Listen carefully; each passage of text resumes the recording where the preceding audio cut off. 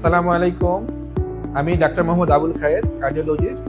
আপনাদেরকে হার্টের বা হৃদরোগের কিছু সমস্যা নিয়ে কথা বলবো। আমাদের দেশের রোগীরা বেশিরভাগই পালপিটেশন, বুক ধড়ফড় বা মাথা ঘোরানো, চোখে ঝিমঝিম এগুলো নিয়ে প্রেজেন্ট করে। এগুলো কিন্তু রিদমের সাথে রিলেটেড। রিদম যদি ইরেগুলার হয় বা হার্টবিট যদি অনিয়মিত হয় তাহলে এটা হতে পারে। এছাড়া আমাদের দেশে আরেকটা রোগ বেশি দেখা যায়, ইসকেমিক হার্ট ডিজিজ বা হার্টের ব্লকজনিত রোগ। এই রোগ থেকে এই রোগে কেন হয়? এই রোগ সাধারণত কিছু আছে নন মডিফাইবল রোগ কারণ, আর কিছু আছে মডিফাইবল কারণ।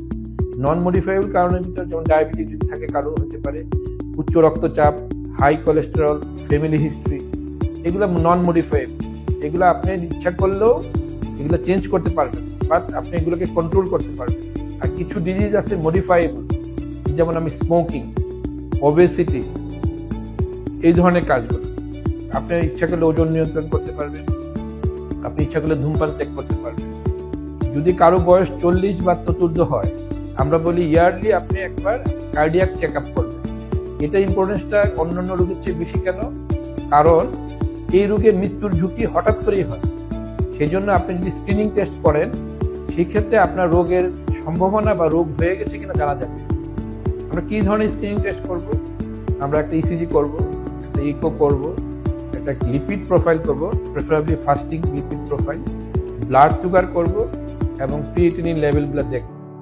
প্রয়োজনে ডাক্তারের পরামর্শে ইটিটি করতে পারি। ইটিটি যদি পজিটিভ হয় সেই ক্ষেত্রে আরও অ্যাডভান্স কিছু পরীক্ষা করা হয়, এনজিওগ্রাম করে দেখা হয় যে ব্লকের মাত্রা কেমন আছে। এগুলা জানার পরে আমি কি করব? এগুলা জানার পরে আমি নিয়মিত ওষুধ খাবো এবং রোগ যেন না বাড়ে বা রোগ যদি হয়ে থাকে তার এপ্রোপ্রিয়েট চিকিৎসাটা করব। কারো যদি অ্যানজাইনা হয়ে থাকে এবং তার যদি উচ্চ রক্তচাপ থাকে, কোলেস্টেরল থাকে, ডাক্তারের পরামর্শে তার যথাযথ চিকিৎসা নিয়ে এটাকে নির্মূল করা যাবে না, নিরাময় করা যাবে, কন্ট্রোল করা যাবে এবং প্রতিরোধ করা যাবে। প্রতিরোধ করাটাই সবচেয়ে বেশি গুরুত্বপূর্ণ। আচ্ছা, আমাদের দেশে কি এই চিকিৎসাগুলো সম্ভব কিনা? আমাদের দেশে হার্টের চিকিৎসা এবং ওষুধ অনেক উন্নত মানের। সব ধরনের ওষুধ আমাদের দেশে অ্যাভেলেবল। তার পরবর্তীতে আপনি এই চিকিৎসা নেওয়ার পর কি আপনি আর কোন ডাক্তার দেখার প্রয়োজন কিনা? অবশ্যই আপনি ডাক্তার দেখাবেন। একটা নির্দিষ্ট সময় পর পর আপনি ডাক্তারের সাথে ফলো আপে থাকবেন।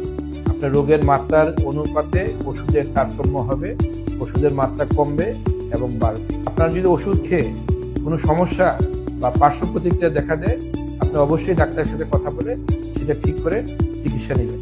সুস্থ থাকেন, আমাদের জন্য দোয়া করবেন, আপনার জন্য দোয়া করবেন। ধন্যবাদ।